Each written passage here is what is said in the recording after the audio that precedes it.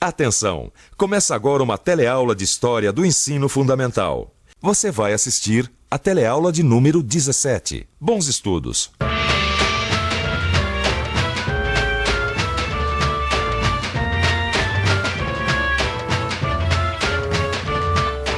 Largo 13 de Maio, São Paulo. Por que será que o largo tem esse nome? Vamos ver o que o pessoal acha. Vocês sabem me dizer por que esse largo chama 13 de Maio? Não. Libertação dos escravos, não. A Lei Áurea da libertação dos escravos. Porque na época dos escravos, o Largo 13 era um lugar de escravatura, né? Onde os escravos tinham devia ter alguma fazenda onde convivia muito escravo. Lá pelo fim do século XIX, a liberdade já era considerada um direito natural do ser humano. A maioria dos países independentes da América pensava assim. Só que muitos desses países, inclusive o nosso, continuavam usando o trabalho escravo. Até que, finalmente, no dia 13 de maio de 1888, a situação mudou. Foi assinada a lei que libertava todos os escravos do Brasil. Como isso foi possível? Como as novas ideias de liberdade conseguiram acabar com a escravidão? Essa é a história que nós vamos investigar na nossa aula de hoje.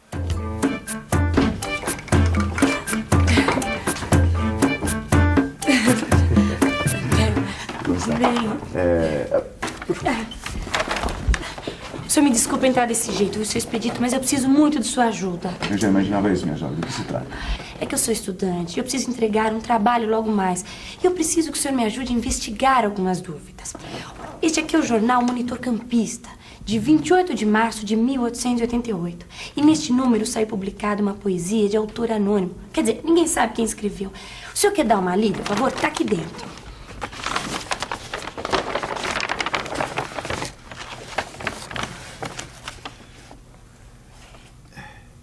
Vou morar para a cidade, meu caro amigo e parente.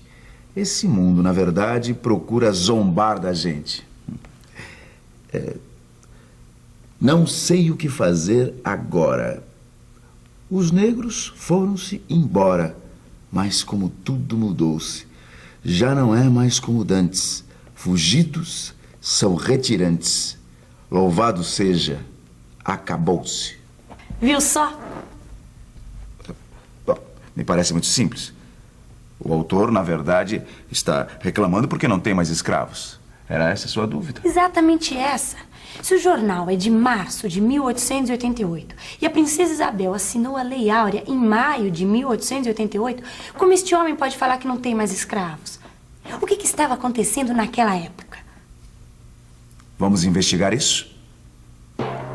Em meados do século XVIII, pela primeira vez na história, filósofos iluministas criticavam de forma absoluta a ideia de escravidão. Consideravam a liberdade um direito natural, que nascia com a pessoa. Quer dizer, então, que a ideia de libertar os escravos já existia há quase um século? Sim, só que demorou muito a pegar no Brasil, pelo jeito. Por que será? Vamos pensar um pouco. Vamos pensar um pouco. É verdade. Quase toda a economia do Brasil dependia da escravidão. Eu já vi em outras aulas que era muito fácil ter escravos no Brasil.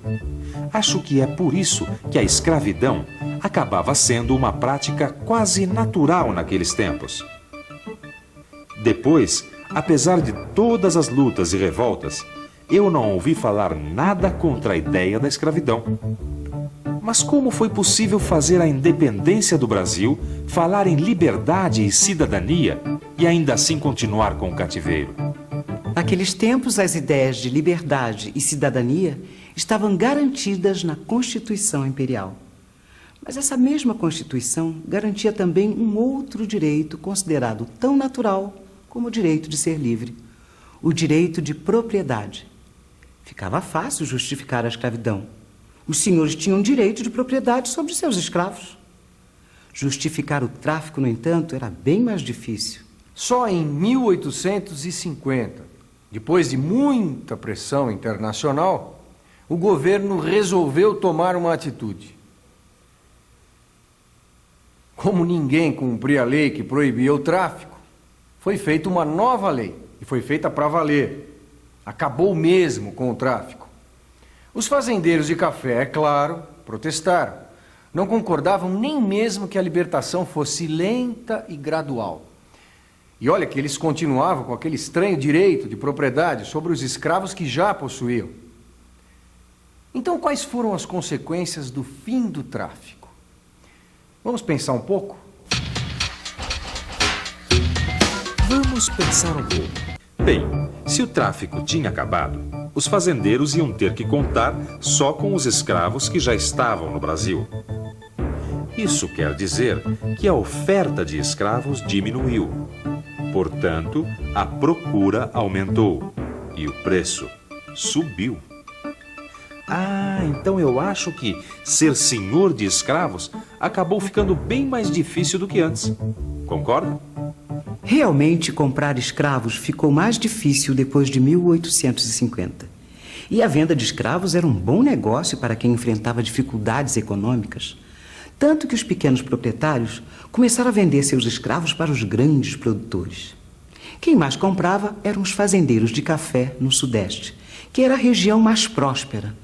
Foi o tempo do tráfico interprovincial, que movimentou milhares de escravos no Brasil. Mas o que você está escrevendo aí? Estou fazendo algumas anotações para não me perder. Bom, até agora, de acordo com as nossas investigações, sabemos que, primeiro, as novas ideias de liberdade que surgiram na Europa influenciaram o Brasil. Segundo, o Estado Imperial Brasileiro concordou em acabar com o tráfico de escravos, mas só acabou mesmo depois de 1850. Terceiro, a falta de novos escravos fez surgir um tráfico interno. Quarto, este tráfico interno, ou interprovincial, fez com que a propriedade escrava ficasse ainda mais concentrada. Exatamente. Só os senhores mais ricos continuavam comprando escravos.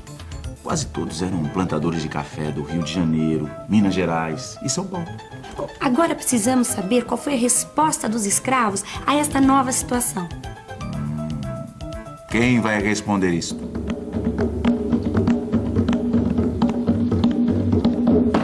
Desde antes da independência, quase 30 anos antes da abolição, já eram muitos os negros e mulatos livres no Brasil. E eram tantos que circulavam livremente que para os escravos que fugissem era mais fácil se fazer passar por um deles. É por isso que aumentavam cada vez mais as fugas.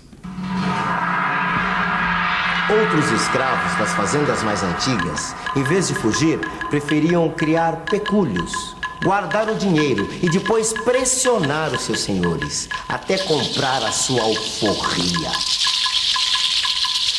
E os escravos das fazendas novas de café, que eram comprados no tráfico interno, assustavam os seus senhores e as autoridades, com atos em série de rebeldia e insubordinação.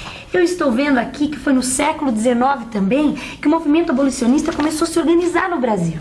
A poesia no jornal fala disso também. Veja só.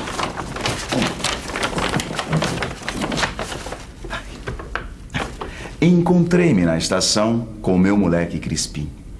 Pediu-me fogo, o ladrão. Eu fiquei fora de mim. Oh, cachorro, te arrebento. Aqui mesmo te acorrento, seu patife cachaçudo. Depois desta sarabanda, me disse, olhando de banda: comitê, libertou tudo. Então deve ser esse comitê de que ele fala aí, um comitê de abolicionistas. Poetas, advogados, escritores, jornalistas, políticos. O movimento abolicionista juntava todo tipo de pessoas em clubes e associações. Em São Paulo, Rio, Recife e Salvador. E a partir de 1880, em quase todas as maiores cidades do Brasil. Os grupos abolicionistas foram ficando cada vez mais radicais. Então aqui vai uma pequena história só para ilustrar.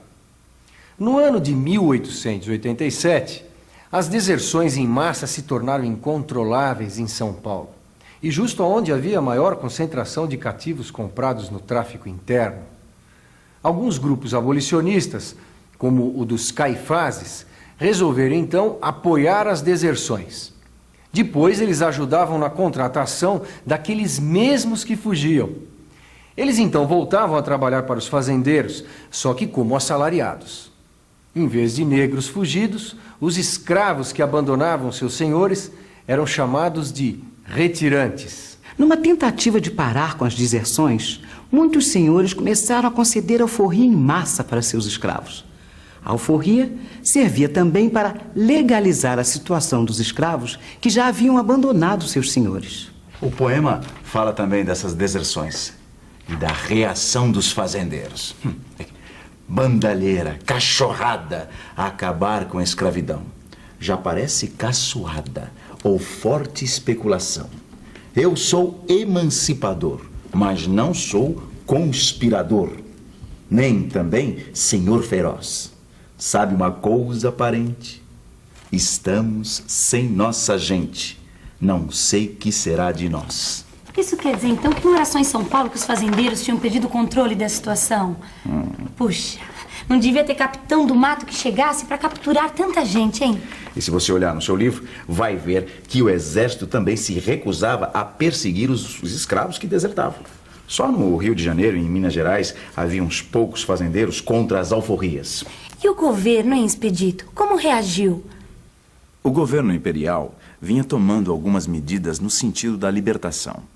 A primeira, como já vimos, foi a proibição do tráfico, em 1850. Em seguida, vieram a Lei do Ventre Livre, em 1871, e a Lei dos Sexagenários, em 1885. A Lei dos Sexagenários, que libertava os escravos que tivessem 60 anos, também estabelecia um prazo de 13 anos para libertar, com indenização, todos os escravos. Mas este prazo, que terminaria em 1898, não chegou a ser cumprido. As deserções em massa, a partir de 1887, apressaram a assinatura da Lei Áurea, em 13 de maio de 1888. É declarada extinta a escravidão no Brasil. Revogam-se as disposições em contrário. A data foi comemorada no Largo do Paço Imperial, atual Praça 15, no Rio de Janeiro. Quer dizer que quando a Lei Áurea finalmente foi assinada, a escravidão no Império do Brasil praticamente só existia no papel. Os senhores já não controlavam seus antigos escravos. Por isso o nosso poeta estava tão bravo 2 meses antes da abolição.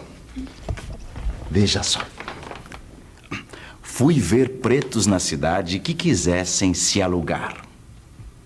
Falei-lhes com esta humildade: negros, querem trabalhar? Olharam-me de soslaio. E um deles, feio, cambaio, respondeu-me arfando o peito: negros, não há mais não. Nós tudo hoje é cidadão. O branco que vá pro eito. E atenção, se liga aí que é hora da revisão. Na aula de hoje, vimos que o movimento abolicionista cresceu muito durante o século XIX. Um passo importante para o fim da escravidão foi a extinção do tráfego negreiro em 1850. O fim do tráfico atlântico incrementou o tráfico interno. Os proprietários de escravos da região Nordeste vendiam os seus cativos para os grandes produtores, especialmente os fazendeiros de café do Sudeste. Ao mesmo tempo, o movimento abolicionista foi se espalhando e conseguindo cada vez mais simpatizantes. Os negros desempenharam um papel fundamental na luta pela abolição.